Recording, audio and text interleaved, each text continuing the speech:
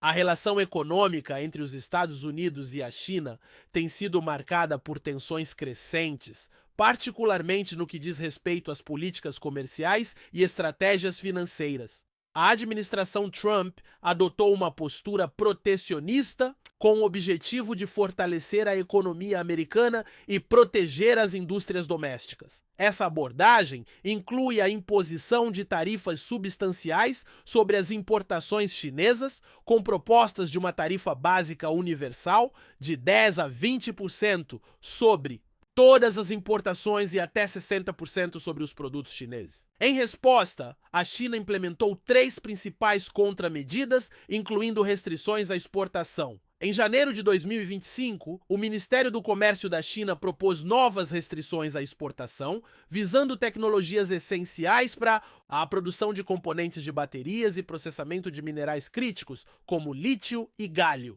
Esses materiais são vitais para a fabricação de baterias de veículos elétricos e semicondutores. As medidas propostas visam fortalecer o controle da China sobre o processamento de minerais críticos, onde ela atualmente detém uma posição dominante, respondendo por aproximadamente 70% da capacidade global de refino de lítio. A China tem promovido ativamente o uso de sua própria moeda, o Yuan, CNY, em transações internacionais para reduzir a dependência do dólar americano. Essa iniciativa levou a uma mudança significativa na composição das moedas do comércio internacional da China. Em 2010, menos de 1% dos pagamentos transnacionais da China eram liquidadas em yuan, em comparação com cerca de 83% em dólares americanos. Em março de 2023, a participação do yuan superou a do dólar pela primeira vez, com mais da metade, 52,9% dos pagamentos chineses liquidados em yuan. Em março de 2024, essa transição reflete os esforços estratégicos da China para internacionalizar o yuan e aumentar sua autonomia financeira. A China tem gradualmente diminuído suas reservas de títulos do Tesouro dos Cereais, como parte de uma estratégia mais ampla para diversificar suas reservas de câmbio e reduzir a exposição a ativos denominados em dólar americano. Desde o início de 2024, a China reduziu sua posse líquida de títulos do Tesouro dos Cereais em mais de 21 bilhões de dólares, alinhando-se com seus esforços de desdolarização e refletindo preocupações com a sustentabilidade da dívida pública dos Cereais. Neste vídeo, exploraremos a recente tendência da China de vender seus títulos do Tesouro do Zenbao e examinaremos seu impacto na economia e nas políticas dos Estados Unidos. Além disso, discutiremos a nova política do Japão envolvendo a venda de seus títulos do Tesouro do Zewiligua e suas implicações mais amplas. As participações da China nos títulos do Tesouro dos Cereais caíram para 76,1 bilhões de dólares, marcando o nível mais baixo desde fevereiro de 2009.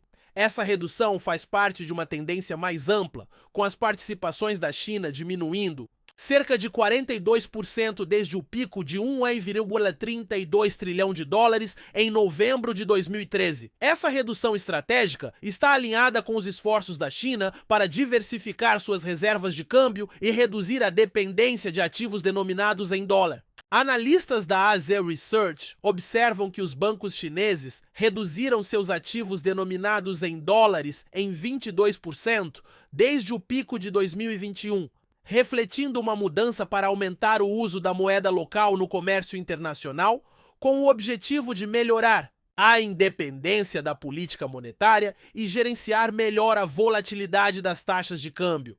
O comércio China-Estados Unidos e as participações da China em títulos do Tesouro do Zelenho experimentaram flutuações significativas nas últimas 2 décadas, refletindo mudanças nas estratégias econômicas, nas condições do mercado global e nas considerações geopolíticas. O investimento da China em títulos do Tesouro dos Cereais começou a aumentar notavelmente no início dos anos 2000, atingindo um pico de aproximadamente 1.316 trilhões de dólares em novembro de 2013. Esse acúmulo foi impulsionado pelos grandes superávites comerciais da China com os Estados Unidos, resultando em grandes reservas de dólares americanos que foram então investidos na dívida do governo dos 05 reais. No entanto, desde 2013 houve uma redução gradual nessas participações.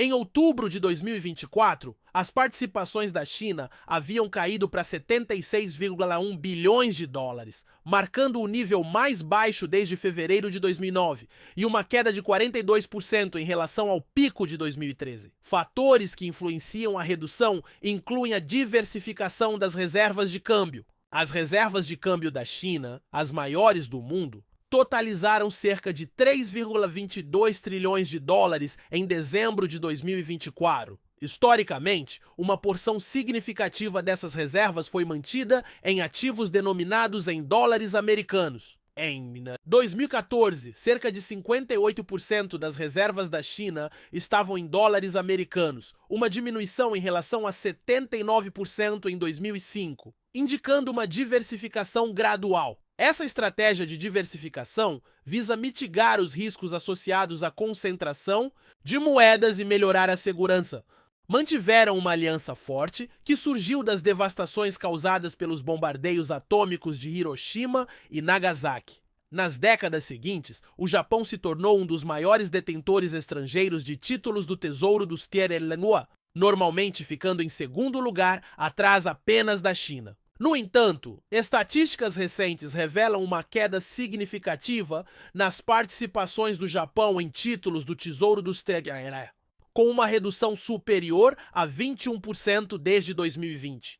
De forma semelhante, a China, o segundo maior detentor, diminuiu seus ativos em títulos do Tesouro dos Tianrenhua em 44% desde 2013. Somente nos últimos 3 meses, o Japão vendeu 61 bilhões de dólares em títulos do Tesouro dos Tianrenhua, enquanto a China reduziu suas participações em 51,3 bilhões de dólares. Esses números ilustram uma tendência crescente de ambos os países descarregando a dívida dos que contornam. Essas ações substanciais têm sérias consequências para a economia do setor e para o sistema financeiro global.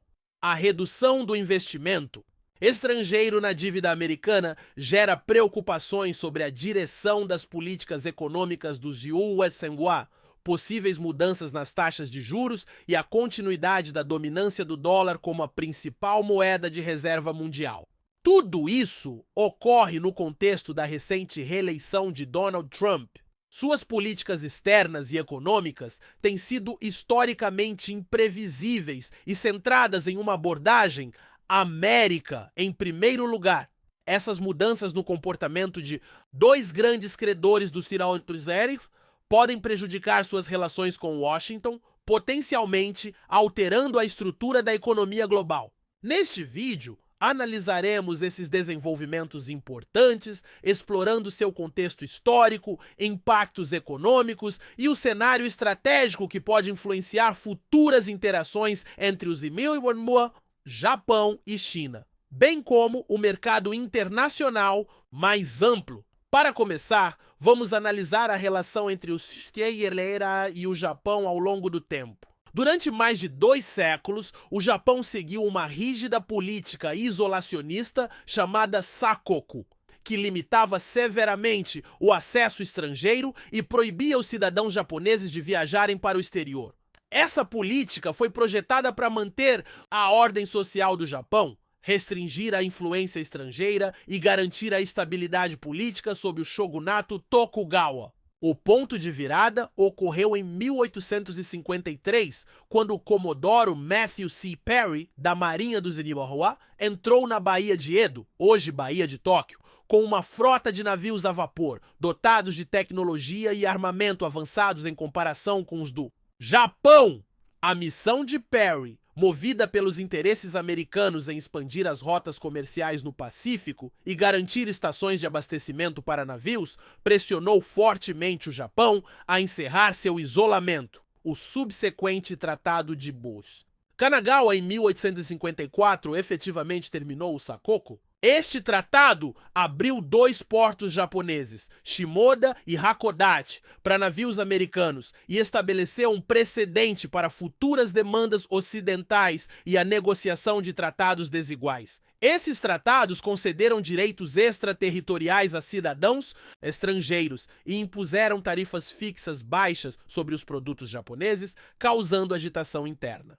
Embora alguns líderes japoneses considerassem essas aberturas forçadas humilhantes, elas atuaram como um catalisador para a modernização do Japão, que passou a olhar para as nações ocidentais, incluindo os Eleutheroua, em busca de modelos políticos, econômicos e tecnológicos. A queda do shogunato Tokugawa em 1868 e a subsequente restauração Meiji marcaram o início de um período rápido de modernização e ocidentalização. O governo japonês enviou representantes para aprender com a Europa e os Estados Unidos, adotando indústrias, sistemas educacionais, organizações militares e instituições políticas no estilo ocidental. Os modelos educacionais americanos, os marcos legais e as práticas industriais influenciaram significativamente os planos do governo Meiji para um Estado moderno.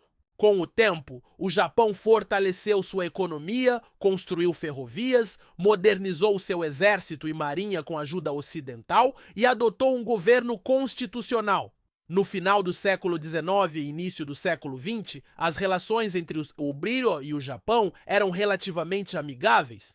O Japão respeitava as conquistas territoriais do Cimembre no Havaí e nas Filipinas, enquanto os Estados Unidos reconheciam os interesses estratégicos do Japão na Coreia. Embora ambas as nações perseguissem seus próprios objetivos imperiais, mantinham geralmente um equilíbrio de interesses. Sua cooperação foi evidente durante a Primeira Guerra Mundial, quando o Japão se uniu aos aliados contra a Alemanha, capturando territórios alemães no Pacífico e fornecendo apoio naval.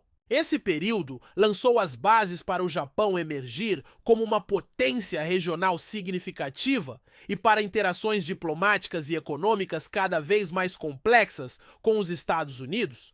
À medida que o século XX avançava, as tensões aumentaram. A expansão imperial do Japão na Coreia, Manchúria e mais além, na China e no Sudeste Asiático,